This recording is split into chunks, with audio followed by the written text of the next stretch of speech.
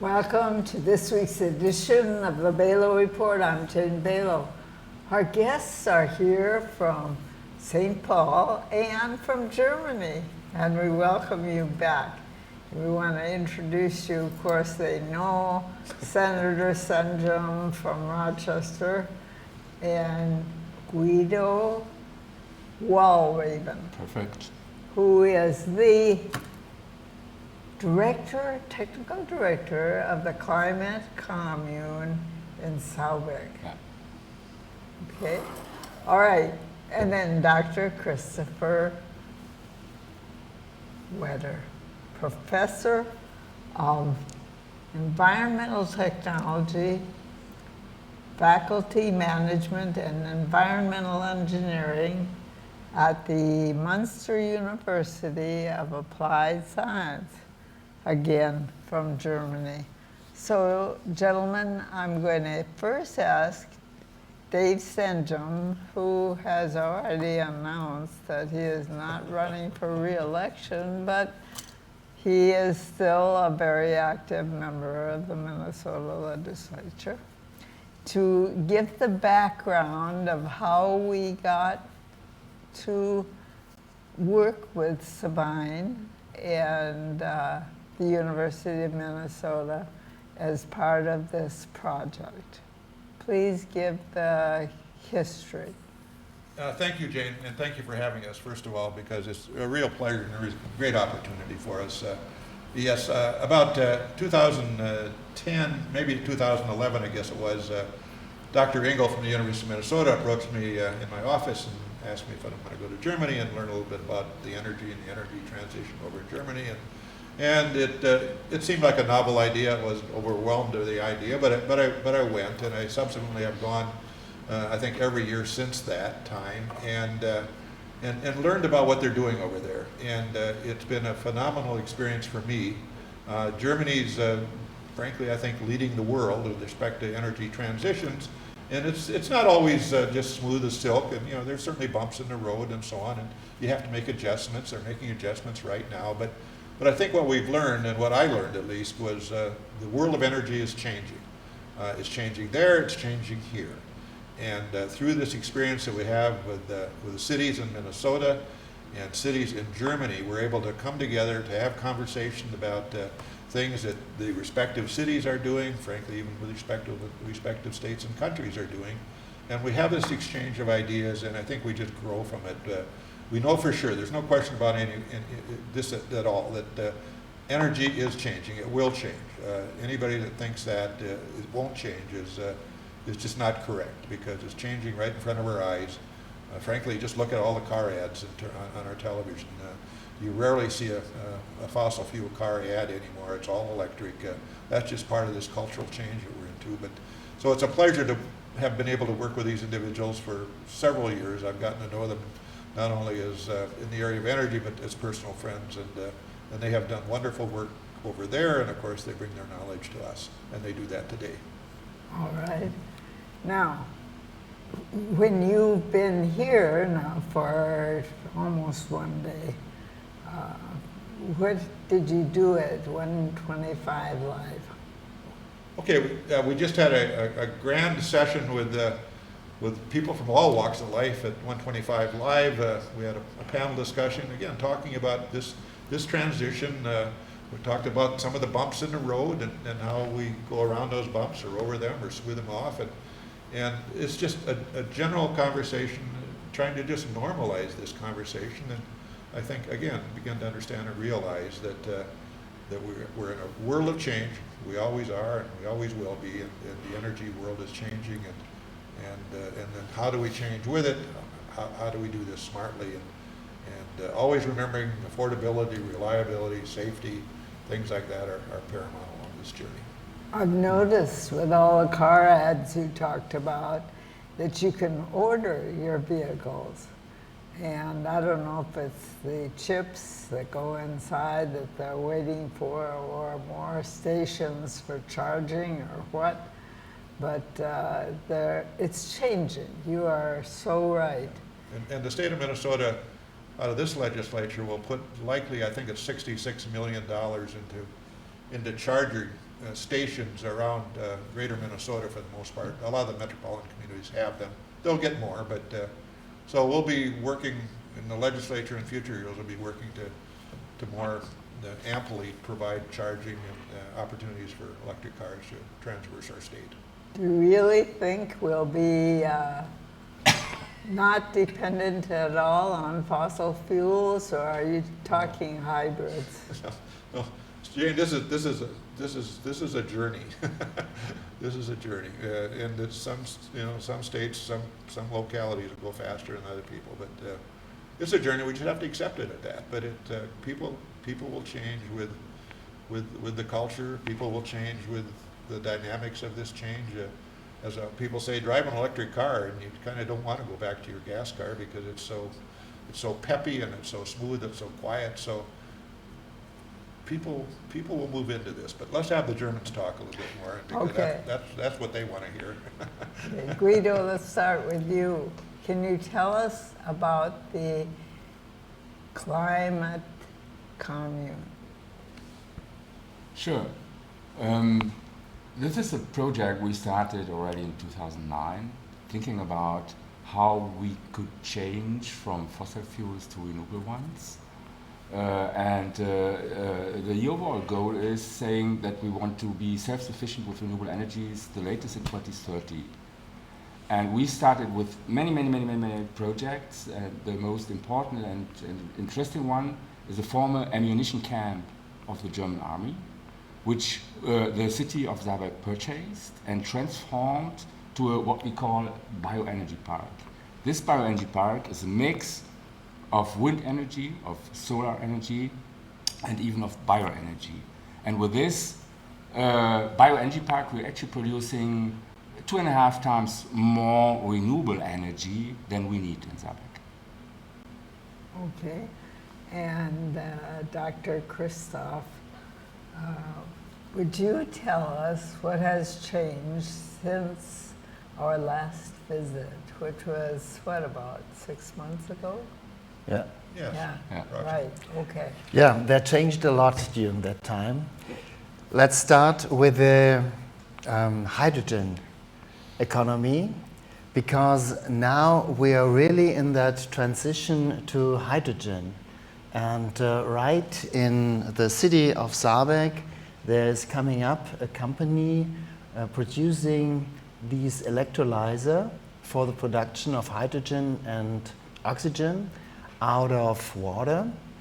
And actually they are producing 90 of these electrolyzers per month. And they are setting now up with an investment of more than 100 million euros, a factory for the production of 10,000 electrolyzers per month. Wow. And they are starting their production by 2023, that means in the next year. And this all came up during the last month. And we are very happy and glad that we have that company in Saarberg starting this production, because when these hydrogen system technology is coming up now, we have the need of a lot of electrolyzers to produce the hydrogen, the green hydrogen. Wow. And if That is new, yeah, go I can add ahead. something, and this brings 300 new jobs to our small city of 7,200 inhabitants. So that's a big economic effect we have from having this company settled down in Saarberg. John Wade was our guest about 2 weeks ago about the new business center, and he'll be very interested. Yeah. Yeah. How does it happen? I mean, how do you make electricity from hydrogen? Yeah, the idea is, or this was the idea of the company. They were asking what will be the future of energy. And the owner of this company said, well, the future must be hydrogen because we need a lot of storage of energy. If we go to the renewable energies, that means photovoltaics and wind power, that means we have a lot of volatility during the day and especially during the year. And the question is how to balance these energies then. And one answer for the day-night storage are batteries. Another answer could be the biogas plants storing biogas. And a third answer could be then the storage of hydrogen. So they came up with the idea to produce these relatively small units and to have the ideas to scale them up, but not upscaling in reality, but upnumbering, to use many of those, and then to have the power for the production of hydrogen. Wow, that's mind-boggling. And that happened to be last time we talked with you, because we said we've got to get you together with some people, and now you've done that. Yeah. Did you get good questions today? The questions which they have, for example, is the community of Saarbeck able to deliver 100% green power? Because this is very important for them. And they say, if we have only 98% of green power, then we stop our production, because we want to be sustainable in our production, also in the life cycle of these electrolyzers, and this is very impressive. What is the life cycle? The life cycle means here to use materials for the production already and thinking about coming back after the lifetime of these electrolyzers, and then being able to use these materials and use them again for the new fabrication of new ones. Great. Okay. Now, how much power is Saarbeck using that is what we call green power? Well, let's say we are actually producing 2.5 times more in this bioenergy park site, and another 150% on the roofs of private buildings, of the buildings of the city. We have a lot of farming facilities in Saarbeck. We are ag country, so farmers are using photovoltaics, and even business companies. So in total, we're actually producing 4 times more renewable energy than we need. Wow. How many cities in Germany are following your lead? There's many cities following this, let's say, way, but there's also an individual approach, because you can't take Saarbeck one-to-one and transfer it to another city. So I think our model might be a model which is more in favor of smaller cities, because, as I said before, we have 7,200 inhabitants, and this is very, very easily done on this local level with not so many residents, and it's, I think, a much more challenge in bigger cities, because you have to have more energy to replace and to produce, and this is much more complicated than in a smaller city like we are. Isn't that so interesting? All right. Now, Can I also say, in Saarbeck especially, there's really an interface between the rural farmer community and the city. The farmers bring their organic material, their manure, to the city, and it's digested, making methane, making electricity, and so on. So it's really a pretty neat kind of operation that they have in terms of the total community all pulling together in this direction. Yeah. okay, China is doing this? Is China working with farmers? Because a lot of our farmland has been bought by the Chinese, and it isn't just a simple farm in northern Minnesota anymore. But Germany is leading the world in this, aren't you? In using the electricity and hydrogen as a source. How did they think of hydrogen? Well, the first thing is that it is necessary to set up and produce a large amount of green energy, because everything starts with green power. Yeah. So that means we have to have a lot of green energy. During the last years, Germany had around 50% of green power in the grid, and it's coming up now, especially due to the new government, where also the Green Party is part of.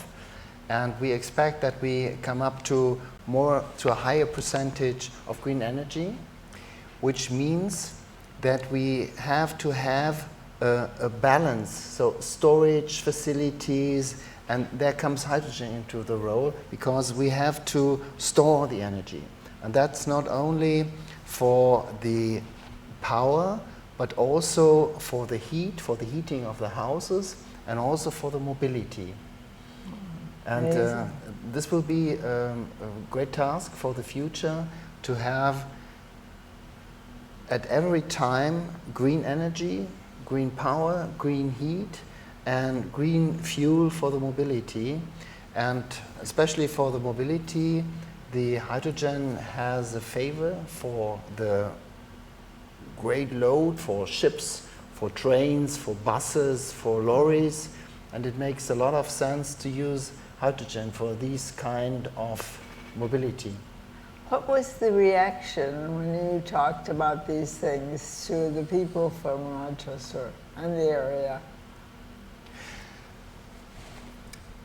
Well, you know, we're at the real infancy here, I think. I mean, we're moving, but a lot of this is new, and a lot of this is pretty interesting. There's certainly skepticism about whether we could do it in this country, but we're certainly moving ahead. I don't think there's any question about that. You can drive not too far from here, down by Dexter, over by Dodge Center. And you can see a lot of wind turbines. You can see a lot of solar fields, and so that's happening, and it's happening within our city. Our city of Rochester is committed to being 100% renewable energy by 2030. Right now, we are getting our electrical power. Many people don't know this, but if you drive up to St. Cloud, you come along Highway 94 there at Monticello, that's the Sherco 3 coal-fired power plant. Well, that will be closing down in 2030, and we won't get our power from that place anymore. So we have to figure it out, and we've got like 8 precious years to do that. So it's not a lot of time. Not a lot of time at all. It's almost scary, in my opinion. But so a lot of work's going to have to be done. I don't think people in Rochester understand the timelines here, but all this is new, and we learn this one at a time, and we learn it through conversations like this that hopefully will occur on the coffee shop tomorrow. And some people will think we're way out of bounds, and some people will think maybe that's the direction. But we have to normalize this conversation. That's what we're trying to do. Well, I want to know about the technology of the hydrogen and then the 300 jobs that it will create to use this technology. Yeah. So is this something that you're sharing, the technology? Sure. Okay. So are they talking to John Waite at the Small Business Center? Well, Jane, I've mentioned it to John. I've mentioned it to a number of mayors and other people around Minnesota. I think a very smart mayor would be a mayor that would solicit and pursue an electrolyzer company in their community, because to me it's just like getting a new auto manufacturing plant. I mean, Yeah. it potentially is that big, because there will be in the next 20 to 40 years such a powerful appetite for hydrogen in this country, in this world, and the place that, at least in this country, competes for that sort of an industry first is going to be a real winner, in my opinion. My goodness, but you're progressing so fast, because they wouldn't have thought of the hydrogen before, right? Yes, but we have no time to lose.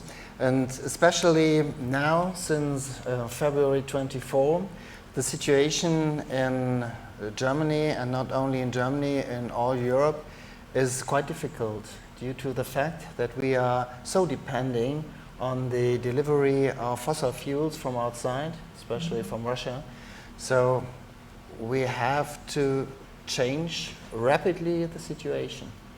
Okay, was that part of the message that you gave to the people from the city? Yes. Absolutely. Okay, because that's what we've sort of felt that it ultimately will change, but it's like that's a long way in the future. But you're saying it's more critical than that. Absolutely. Yeah. Yeah. Now we are speaking not about decades, we are not speaking about years, we are speaking about months to change the situation. And our government is now traveling through the world to find alternatives to the fossil fuels from Russia.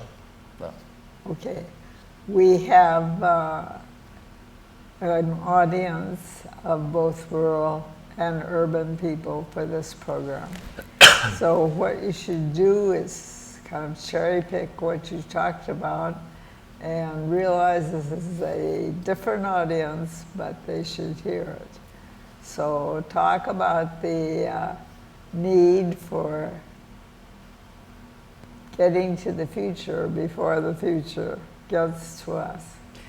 yeah, one advantage which we as a university and also the University of Minnesota and here in Rochester has, that there are so many really motivated and engaged students working in this field. And within this Climate Smart Municipalities project, which we are running all together with the city of Rochester, with the cities here in Minnesota, with the cities in Northern Westphalia, we have a student exchange, and every year there are more than 20 students coming from the University of Minnesota to Germany, and we are discussing there, we are speaking there, we are working in workshops together and coming to some results. And also we have the opportunity to send in students from Germany. Actually, in this very moment, we have 7 young people from Germany. We're acting with our partners, also here with the city of Rochester. One of our students is here working on these important issues, new projects, new ideas, and try to work together, find some solutions, find ideas how the partner could manage it for the future. So this is a very vital exchange, and we are very happy to have that. What about the legislature? Is it looking at some of these new technologies when they're thinking about how much green energy we're going to need? Yeah, the last couple of years, last year we passed a bill that will advance hydrogen research in the University of Minnesota Morris. Gave them $10 million to continue some good work they had already done in the area of hydrogen and ammonia. Ammonia also contains hydrogen and can become actually a carrier or a storage vehicle for ammonia. We've got a Natural Gas Innovation Act, the idea of heating our homes. How do we do that without a fossil fuel? That's really difficult, but the idea of working with CenterPoint Energy in particular, and gradually this will expand into perhaps some level of hydrogen into the natural gas supply, and in terms of decarbonizing, certainly not totally, but some portion of it, maybe 20%. So every bit matters, and to the extent we can, again, clean up our environment, reduce the CO2 emissions, we're just looking at every sector. And by the way, businesses as well. This is a real important issue for business from the standpoint of branding and how they present their product, whatever it might be. We're in a time now where businesses have to be green. It's part of their market. It's part of their competitiveness, and so there's a race to be green in this country. And whether it's green cards, whether it's green Wheaties at your breakfast food table, whether it's all green. And General Mills, I talked to the General Mills CEO a year or so ago about this, and he said, David, you can't believe how much money we spend just at General Mills working to be green. So whether it's 3M, whether it's General Mills, whether it's Target, whether it's Hormel, everybody's working this green direction. That's very exciting. Okay, What was the most exciting thing you mentioned today to the group from Rochester of civic leaders, including our mayor? Most exciting thing might be that there's a transition. Something will change in the future. And to make these things change, I think the best approach to this is education.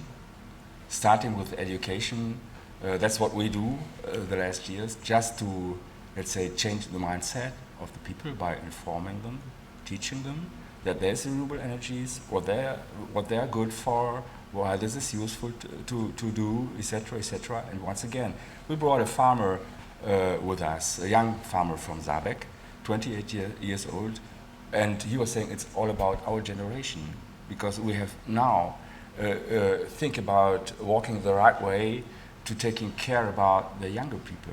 That's what they are asking for, because they want to live in a future which is livable in the future, and it is our task just to take care of this, and that's what we did. And once again, education is, in my mind, along our experiences, a first step in the right direction and a very, very good approach to get as many people as possible in this boat. All right. What advice, vocational advice, would you give to young people who are very interested in this process? Just try it out.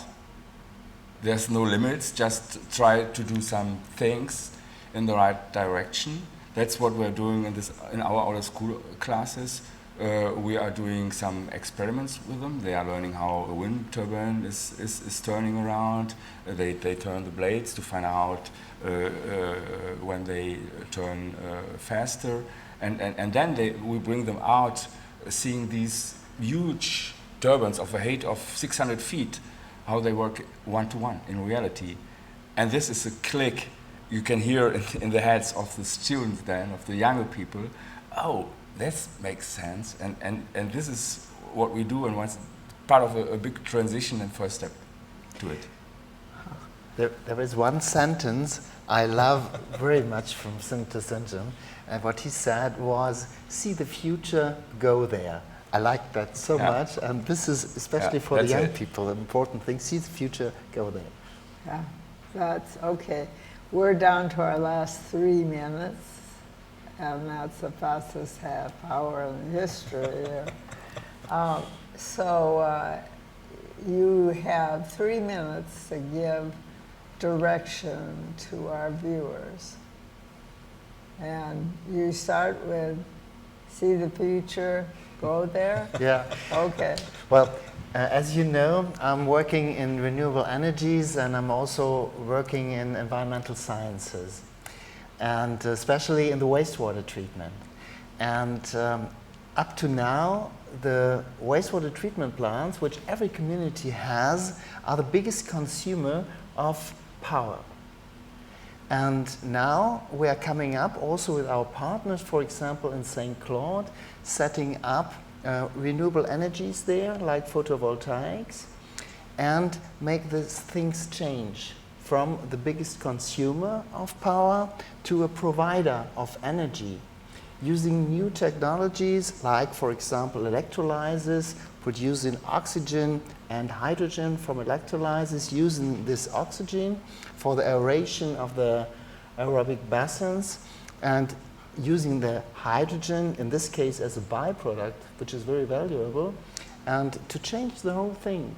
And I think this would be a fantastic task for the future, to change all the waste, for thousands of wastewater treatments, to energy producers, and this is possible, and this is part of our projects which we are running together with our partners, and I'm looking forward to make this happen in reality. Okay, and Guido, Wallraven, go ahead. Bring in as many people as possible in this boat to row in the right direction. It starts with education, and it doesn't end by making the residents and the people become investors and earning money with this energy transition. That's what we did, because we made the residents of Saarbeck part of this project, in giving them the opportunity and invest in renewable energies, and they're profiting from selling the energy to the German grid, so they are earning money. And this is another big motivation for the people. It's not about CO2 and all this stuff, maybe in the third place or the fourth place. It's about having fun, bring in people. It's about earning money at the most important level. Yeah. Wow. All right, Senator? I'll just go back to the City of Future and go there and dare to dream. I'm just sitting here thinking about what was it like in 1922, 100 years ago. Not so much electricity, a few cars and so on. Here we are in 2022. It's a whole different world. What will it look like in 23, 22? And it will be a whole lot different. And I think we as a society have to accept that. Our electricity sources will be different. We'll find all kinds of technological advances in this world. And, but we have to dare to dream, to research, to invest. And if we do, we will prolong good old Mother Earth. If we don't, we might be in trouble. So I think that's my message, and that's what I hope. This world that we're sitting in is for today, but we have to think about tomorrow as well. Wow. Okay, thank you. And thank you for coming back, because I know we said we've got to get you together with some local people, and it happened thanks to you, Dave, and our mayor. And what can we do to help you? Well, already we have a really good relationship, but that's what Guido said. We have to bring more people in. So what is necessary, and what we did in Saarbrück, for example, we asked people to come to meet with us, to share ideas with us, and we have several meetings during the years with a lot of people, more than 200 people at a time, discussing about new projects, and everybody could take a task in this project and could take some responsibility for the things to make it happen. And I think this would be really a help in this situation, that engaged, motivated, interested people having in these processes, coming to the communities, asking, what can I do, where can I help? And I think this would be a good thing. Huh. I was just thinking about our mayor. She can organize, but if you'd asked me, I'd have said you should have run for Congress and taken these people to Congress and talked to the energy people out there, because what you need is the whole country. Yeah, we need everybody. We need everybody.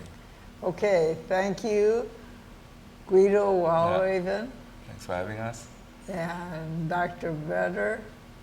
Thank you very much. And Senator David Senjem. I have to say that about many times before you leave. Thank you, Jane, for having us. Yeah, thank you for You're having welcome. us. Thank you. It was a pleasure. But I'm a little at a loss, because what you've got is a great message, and more than we can cover in a half an hour, but we got whetted appetites, so that's it. thank you. Yeah.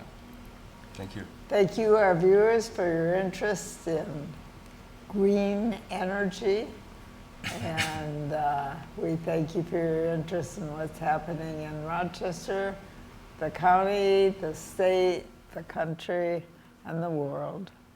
We'll be with you again next week, same time, same channel. Have a very good week and a very good night.